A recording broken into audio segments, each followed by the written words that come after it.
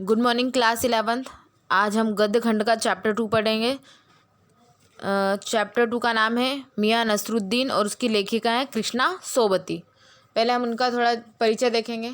इनका जन्म हुआ था 18 फरवरी सन 1925 गुजरात, पश्चिमी पंजाब, वर्तमान में पाकिस्तान, जो कि अब वर्तमान में पाकिस्तान में है। इनकी प्रमुख रचनाएं हैं जिंदगी नामा, दिलो दानिश, ए लड़की, समय सरगम, जो कि एक उपन्यास है, डार से बिछुड़ी, मित्तो मरजानी, बादलों के घेरे, सूरजमुखी अंधेरे के और हम हशमत, शब्दों के आलोक में शब्दचित्र संस्मरण। इनका प्रमुख सम्मान साहित्य अकादमी सम्मान मिला है इन्हें, हिंदी अकादमी का सलाह का सम्मान मिला है, साहित्य अकादमी की 72 सदस्यता सहित उनके राष्ट्रीय पुरस्कार। इनकी मृत्यु हो गई है 25 जनवरी सन 2019 में, अभी मरी। और जो इनका एक संस्मरण है, संस्मरण के क्षेत्र में हम हशमत शीर्षक से उनकी कृति का विशिष्ट स्थान है। जो ये मियां नसरुद्दीन लिया गया है, ये उसमें से एक विशिष्ट स्थान है उसका, जिसमें अपने ही एक दूसरे व्यक्तित्व में रूप में उन्होंने हशमत नामक चरित्र का सृजन कर एक अद्भुत प्रयोग का उदाहरण प्रस्तुत किया है। कृष्णा जी के भाषिक प्रयोग में भी विविधता है। उन्होंने हिंदी की कथा भाषा और एक विलक्षण ताजगी दी है। जो उनकी भाषा है, उनकी जो रचनाएं हैं, उनमें कौन कौन सी भाषाएं सम्मिलित हैं? संस्कृत निष्ठ तत्समता, उर्दू का बागपन, पंजाबी की जिंदा दिली, ये सब एक साथ उनकी रचनाओं में मौजूद हैं। तो जो मियां नसरुद्दीन शब्दचित्र है, जो ये काल्पनिक कहानी है, शब्दचित्र हम हशमत नामक संग्रह से लिया गया है।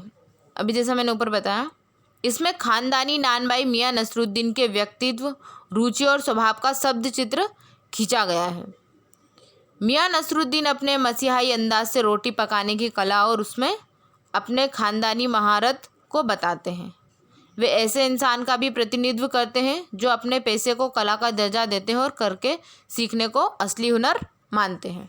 आगे हमारा चैप्टर शुरू हो जाएगा मियां नसरुद्दीन। तो इसमें दिया हुआ है साहबो, यानी कि जो लेखिका है वो बता रही है अब हम सबको, साहबो उन दिन अपन मटिया महल, यानी कि कृष्णा सोबती, मटिया महल की तरफ से न गुजर जाते तो राजनीति, साहित्य और कला के हजारों हजार मसीहों के धूम धड़क्के में नानबाई के मसीहा मियां नसरुद्दीन को कैसे तो पहचानते और कैसे उठाते लुफ्त उनके मसीही अंदाज का। तो वह हमें पहले तो उन्होंने एक मोहल्ले का नाम मटिया महल, जो कि दिल्ली में है, बताया। तो वे बोलती हैं कि वहाँ से हम राजनीति, साहित्य और कलाकारों के हजारों हजार मसीहों के धूम धड़क्के, तो वो इसलिए कहती हूँ क्योंकि दिल्ली शहर में बहुत ही भीड़ रहती है। वहाँ जो राजनीतिक और साहित्य और कला, इन ऐसे लोगों की भीड़ वहाँ पर रहती है। के धूम धड़क्के में नानबाई के मसीहा, उन्होंने जो नानबाई होता है, जैसे हलवाई मिठाई बेचने वाला होता है, वैसे ही रोटियाँ बनाने वाले को, वो बेचने वाले को हम नानबाई कहते हैं। तो नानबाइयों का मसीहा क्यों कहा उन्होंने? हो सकता है इसलिए कहा हो नानबाइयों का मसीहा क्यों, वो जो जिस एरिया में वो रोटियां बनाते थे उसमें वो सर्वश्रेष्ठ हो, जितने भी लोग रोटियां बनाते थे उन सब में से, इसलिए उन्होंने नानबाइयों के मसीहा मियां नसरुद्दीन को कैसे तो पहचानते और कैसे उठाते लुफ्त उनके मसीही अंदाज का। तो उसके बाद वो बोलती हैं, हुआ यह कि हम एक दोपहरी जामा मस्जिद के आड़े पड़े मटिया महल के गढ़ैया मोहल्ले की ओर निकल पड़े। वो वहाँ स्थान का बता रही हैं कि हम मतलब जो मस्जिद के आड़े पर जो मटिया महल के गढ़ैया मोहल्ले की ओर निकल गए। एक निहायत मामूली अंधेरी सी दुकान पर पटापट आटे का ढेर सनते देख ठिठके। उन्होंने एक अंधेरी सी दुकान में आटा सनते हुए देखा और उसकी पटापट आवाज़ आ रही थी। तो उन्होंने सोचा कि सेवैयाँ की तैयारी हो रही होगी, पर पूछने पर पता हुआ कि खानदानी नानबाई मियां नसरुद्दीन की दुकान पर खड़े हैं। मियां मशहूर है 56 किस्म की रोटियां बनाने के लिए। तो जो जिस दुकान पे वे खड़ी थी, तो वे 56 प्रकार की रोटियां बनाने के लिए मशहूर थे। कौन? मियां नसरुद्दीन। तो उन्होंने कहा, और जब उन्होंने अंदर झांका तो देखा कि जो मियां चारपाई पर बैठे बीड़ी का मज़ा ले रहे हैं। उन्होंने देखा कि जो बैठे हैं वो खाट पर और बीड़ी का मज़ा ले रहे हैं। मौसम की मार से पका चेहरा, वो उनके चेहरे, अनुभवी चेहरे के बारे में बताई कि उनका चेहरा कैसा दिख रहा था। तो अपने शब्दों में उन्होंने कहा कि मौसमी की मार से पका चेहरा, आंखों में काइयाँ, भोलापन और पेशानी पर मजे हुए कारीगर के तेवर। पेशानी मतलब होता है माथे पर, मजे हुए कारीगर के तेवर। हमें गाहक समझ मियाँ ने नज़र उठाई, यानी कि उन्होंने उसको कस्टमर समझा कृष्णा सोबती को और नज़र उठाई और बोला कि फरमाइए। तो झिझक से कहा, आपसे कुछ एक सवाल पूछने थे, आपको वक्त हो तो उन्होंने कहा यदि कुछ टाइम हो तो हम आपसे कुछ सवाल पूछ लें। तो मियाँ नसरुद्दीन ने पंच हजारी अंदाज से सिर हिलाया। पंच हजारी मतलब होता है जैसे 5,000 सैनिकों का सेनापति, तो मतलब इतने बड़े ओहदे का सेनापति। तो उन्होंने इस अंदाज में सर हिलाया। और निकाल लेंगे वक्त थोड़ा सा, पर यह तो कहिए आपको पूछना क्या है। मियाँ नसरुद्दीन ने बोला कि निकाल लेंगे समय, आपको पूछना क्या है ये तो बताओ। तो फिर और घूर कर देखा और जोड़ा, मियाँ कहीं खबरबीज तो नहीं हो, यानी कि पत्रकार तो नहीं हो। तो यह तो खोजियों की खुराफत है कि हम तो अखबार बनाने वाले और अखबार पढ़ने वाले दोनों को ही निठल्ला समझते हैं। यानी कि जो अखबार पढ़ते हैं और जो अखबार बनाते हैं वे दोनों को ही निठल्ला समझते हैं। वे समझते हैं उनको कोई काम ही नहीं है। हाँ, कामकाजी आदमी को इससे क्या काम है। खैर, आपने यहाँ तक आने की तकलीफ़ उठाई है तो पूछिए क्या पूछना चाहते हैं। उन्होंने मियाँ नसरुद्दीन ने कहा उनसे, लेखिका से। पूछना यह था कि किस्म किस्म की रोटी पकाने का इल्म आपने कहाँ से हासिल किया। इल्म यानी कि शिक्षा।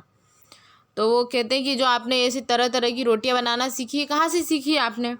तो मियाँ नसरुद्दीन ने आंखों के कंचे हम पर फेर दिए, यानी कि उनने घूर कर उनकी तरफ देखा, लेखिका की तरफ, और तरेक कर बोले, यानी कि ऐसे गुस्से में बोले, क्या मतलब। पूछिए साहब, नानबाई इल्म लेने कहीं और जाएगा क्या? नगीना साज के पास। नगीना साज मतलब जो नगीना रगड़ने वाले होते हैं वे। क्या आईना साज के पास? क्या मीना साज के पास? या रफुगर रंगेज या तेली तबोली से सीखने जाएगा। तो वो ऐसा किसको कह रहे हैं? लेखिका को कह रहे हैं। तो इसमें जो नगीना नाच होता है उसका मतलब नगीना जड़ने वाला होता है, और जो मीना साज होता है उसका मतलब होता है मीनाकारी करने वाला, और जो अंग्रेज होता है उसका मतलब होता है कपड़ा रंगने वाला। तो उन्होंने बोला कि मतलब हम क्या इनके पास जाएंगे रोटी सीखने। तो फिर वो बोलती हैं कि क्या फरमा दिया साहब, यह तो हमारा ख़ानदानी पैसा ठहरा। हाँ, इल्म की बात पूछिए तो जो कुछ भी सीखा है अपने वालिद उस्ताद से ही सीखा। वालिद यानी कि उनके पिता से सीखा है। तो मतलब यह कि हम घर से निकले कि कोई पेशा अख्तियार करेंगे। जो बाप दादा का हुनर था वही उनसे पाया, और वालिद मरहूम के उठ जाने पर आ बैठे उन्हीं के ठिए पर, यानी कि जब वो शांत हो गए यानी कि मर गए तो हम उन्हीं की जगह पर आकर बैठ गए। आपके वालिद? तो फिर वो बोलते हैं, हाँ। मियाँ नसरुद्दीन की आंखें लम्हा भर के लिए किसी भट्टी में गुम हो गई। लगा गहरी सोच में है। फिर सिर हिलाया। क्या आंखों के आगे चेहरा जिंदा हो गया? हाँ, हमारे वालिद साहिब मशहूर थे मियाँ बरकत शाही नानबाई गड़ैया वाले के नाम से। वो अपने मतलब दादा और दादा के बारे में बताते हैं। तो वो कहते हैं कि जो हमारे दादा थे वो नानबाई गड़ैया वाले के नाम से बहुत प्रसिद्ध थे, मशहूर थे। उनके वालिद यानी कि हमारे दादा साहिब थे आला नानबाई मियाँ कल्लन। जो उनके पिताजी थे वो शाही नानबाई गड़ैया वाले के नाम से प्रसिद्ध थे, और जो उनके दादाजी थे वालिद वो आला नानबाई मियाँ कल्लन के नाम से प्रसिद्ध थे। आपको इन दोनों में से किसी की भी कोई नसीहत याद हो? वो मतलब जो कृष्णा सोबत जो लेखिका है वो कह रही है कि कोई किसी की नसीहत आपको इन दोनों में से कोई नसीहत दी हो जो आपको याद हो। तो नसीहत काहे की मियाँ? तो वो कह रहे मियाँ नसरुद्दीन, नसीहत काहे की मियाँ, काम करने से आता है, नसीहतों से नहीं। हाँ, बजा फरमाया है, पर यह तो बताइए कि जब आप इस काम पर लगे तो वालिद साहिब ने सीख के तौर पर कुछ तो कहा होगा। मतलब लेखिका कह रही है कि जब आप काम पर लगे तो कुछ तो मतलब आपको नसीहत दी होगी, कुछ तो सिखाया होगा। बजा फरमाना मतलब होता है ठीक बात कहना। हाँ, तो फिर वो आगे बोलती हैं, नसरुद्दीन साहिब ने जल्दी जल्दी 2-3 कस खींचे, फिर गला साफ किया और बड़े अंदाज से बोले, अगर आपको कुछ कहलवाना ही है तो बताए दिए देते। आप जानो, जब बच्चा उस्ताद के यहाँ पढ़ने बैठता है तो उस्ताद कहता है कह आलिफ, तो बच्चा कहता है अलिफ। मतलब यह कि वो अपने बारे में बता रहे हैं कि ऐसा होता है कि कोई शिक्षा बैठने से नहीं आ जाती है, एक बार में ही नहीं आ जाती है, धीरे धीरे सीखने से आती है। तो वो यहाँ पर ये बताना चाहते हैं।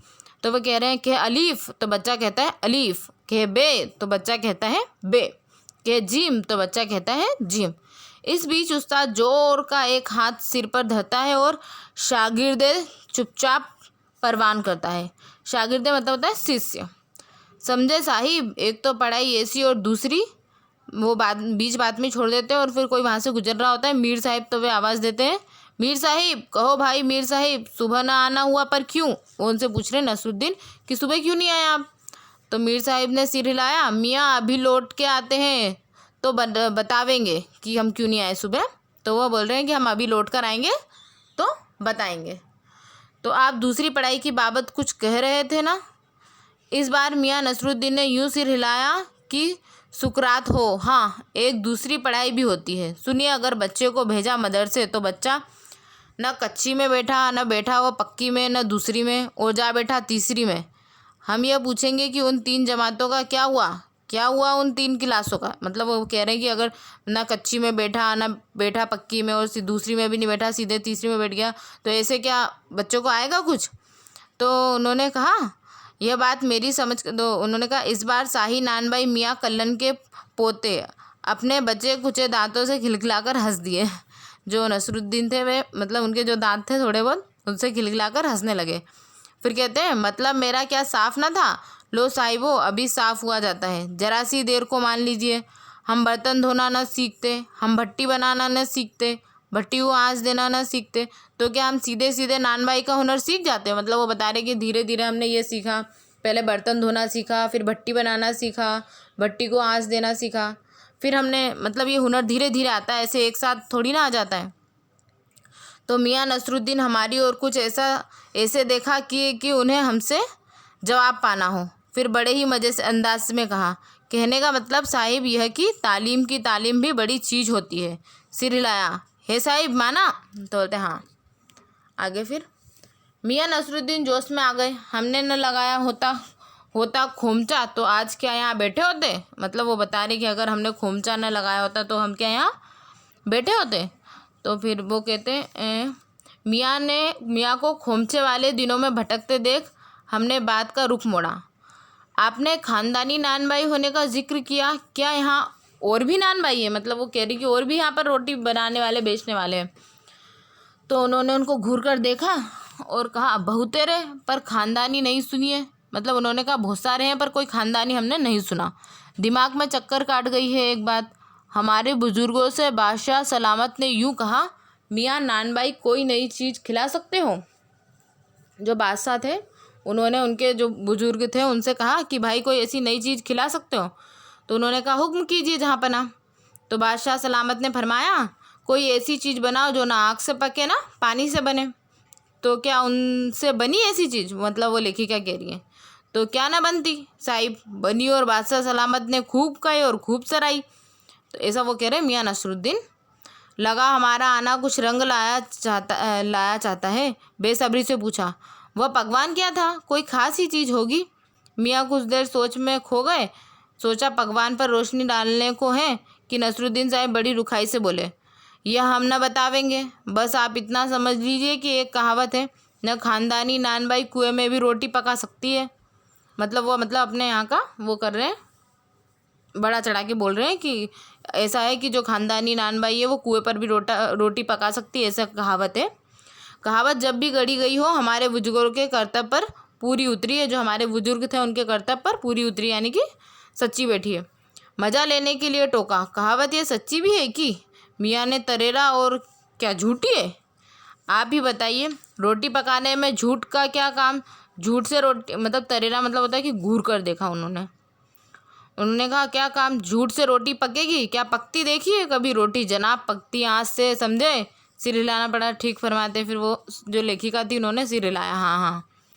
इस बीच मियाँ ने किसी और को पुकार लिया। फिर उन्होंने किसी और को पुकार लिया और कहा मियाँ रहमत, इस वक्त किधर को?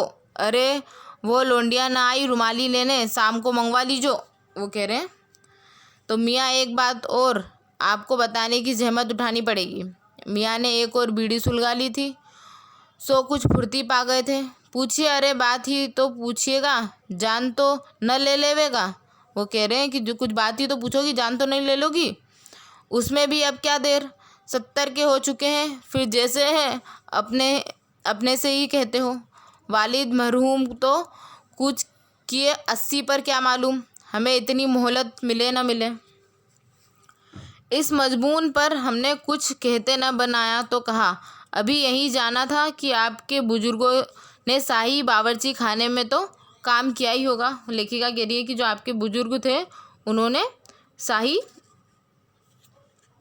शाही बावर्ची खाने में तो काम किया ही होगा, जो लेखिका है वो पूछ रही हैं। तो फिर वह कहते हैं, मियाँ ने बेरुखी से टोका, वह बात तो पहले हो चुकी ना। फिर तो हो चुकी साहिब, पर जानना यह था कि दिल्ली के किस बादशाह के यहाँ आपके बुजुर्ग काम किया करते थे। अजी साहिब, क्यों बाल की खाल निकालने पर तुले हो? कह दिया ना कि बादशाह के यहाँ काम करते थे, सो क्या काफ़ी नहीं?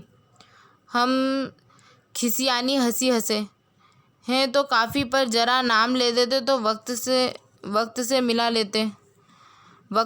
लेते खूब। पर किसे मिलाते जनाब आप वक्त से? मियाँ हंसे और जैसे हमारी खिल्ली उड़ाते हो। मतलब वो हंसने लग गए जैसे, तो वो लेखिका की खिल्ली उड़ाते हो। वक्त से वक्त को किसी ने मिलाया है आज तक? खैर पूछिए, किसका नाम जानना चाहते हो? दिल्ली के बादशाह का ही ना। उनका नाम कौन नहीं जानता? जहाँपना बादशाह सलामत ही ना। कौन से? बहादुर शाह जफ़र की, मियाँ ने खींचकर कहा। फिर अलट पलट के वही बात लिख लीजिए।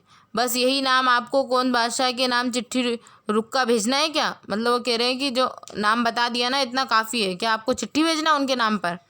कि डाक खाने वालों के लिए सही नाम पता ही ज़रूरी है, ऐसा कहते हैं। मतलब कि ज़्यादा नाम, आपको पूरा ही नाम पता चाहिए कि डाक खाने में चिट्ठी भिजवानी है उनके नाम पर।